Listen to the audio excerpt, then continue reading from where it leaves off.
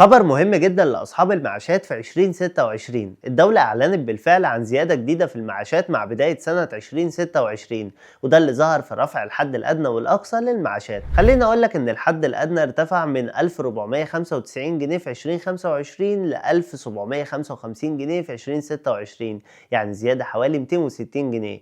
أما الحد الأقصى للمعاش فزاد من 11600 جنيه ل 13360 جنيه، بزيادة وصلت ل 1760 جنيه.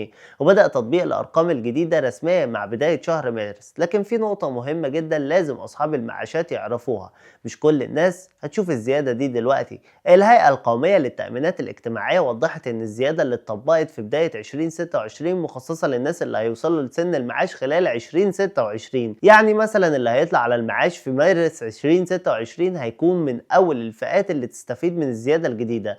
أما أصحاب المعاشات الحاليين اللي عددهم حوالي 11.5 مليون مواطن فالزيادة الخاصة بيهم لسه ما نزلتش، لأن الزيادة السنوية المعتادة بتكون في شهر يوليو من كل سنة. يعني الزيادة بدأت فعلا، لكن الفئة محددة دلوقتي، والباقي هيكون ليهم زيادة في موعدها المعتاد اللي هو يوليو 2026.